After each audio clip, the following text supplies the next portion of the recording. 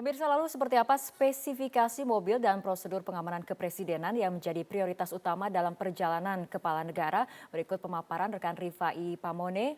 Rifai, silahkan.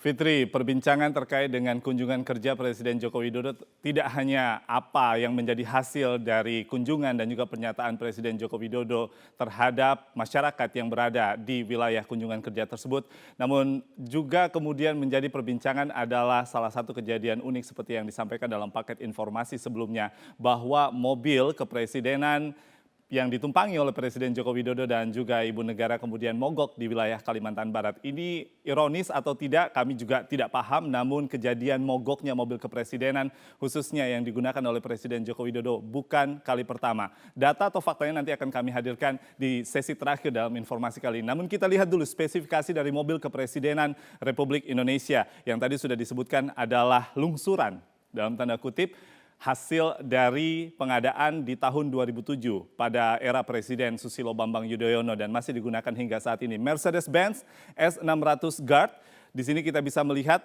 komposisinya atau desain orisinilnya memang begitu panjang dibanding dengan S-Class lainnya keluaran dari Mercedes-Benz dengan panjang 6,3 meter. Kita lihat juga ada wheelbase di sini atau yang bisa dimaknai sebagai poros roda yang kemudian menjadi pembeda antara seluruh jenis S-Class yang sudah dikeluarkan oleh Mercedes-Benz. Di sini panjangnya mencapai 4,315 mm, lebih panjang sekitar 1,5 mm dari kelas yang lainnya yang keluar sebagai pendahulu dari Mercedes-Benz S600 Guard. Lalu kita akan lihat apa yang menjadi detail dari keberadaan mobil kepresidenan Republik Indonesia yang sudah berumur 10 tahun tentunya apabila dihitung dari pengadaannya sejak tahun 2007 dan juga 2008. Untuk bodi dari Mercedes-Benz ini adalah bahan baja. Plat baja ini merupakan tambahan untuk versi orisinil yang tentunya anti peluru dan juga anti granat ringan dan sudah diuji coba di salah satu wilayah di Jerman, yaitu diuji balistikan sehingga mendapatkan sertifikasi VR10 Ballistic Authority dari salah satu perusahaan balistik militer di wilayah Jerman. Dan kemudian dari komposisi jendela ini juga memiliki fitur teknologi yang sangat tinggi, yaitu kita kembali dulu ke grafis sebelumnya.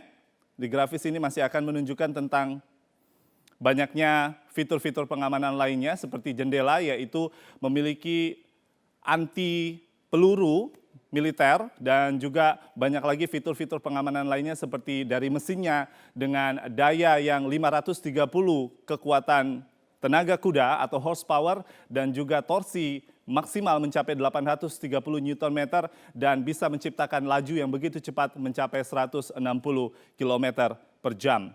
Mobil kepresidenan Republik Indonesia Mercedes-Benz S600 Guard ini seperti yang sudah kita lihat tadi datanya dalam komposisi yang terlihat bahwa ada spesifikasi-spesifikasi yang cukup banyak sekali kemudian menjadi keunggulan dari kemampuan Mercedes-Benz S600.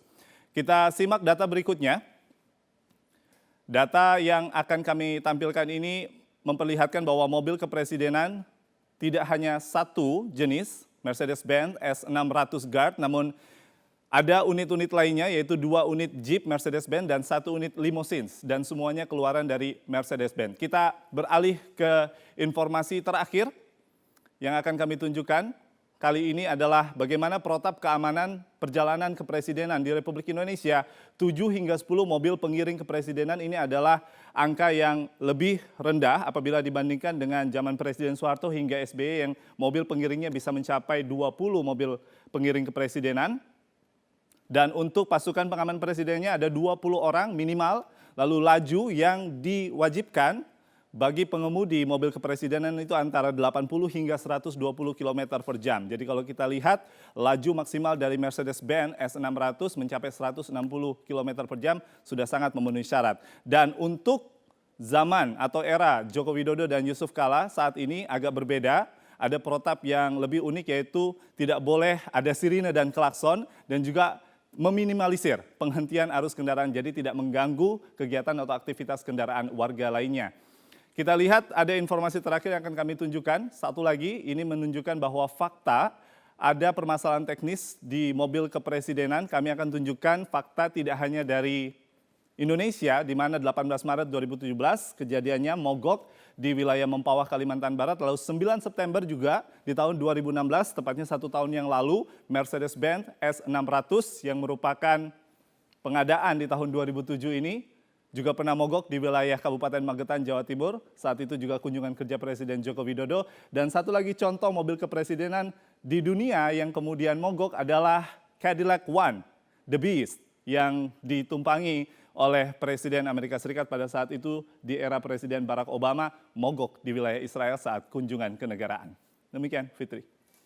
Ya, Rifai, ternyata ini bukan yang pertama kali terjadi mengenai kendaraan presiden yang mogok. Mungkin ini bisa menjadi bahan evaluasi karena bagaimanapun ini merupakan kendaraan bagi seorang kepala negara. Baik, terima kasih Rifai Pamone dengan pemaparannya.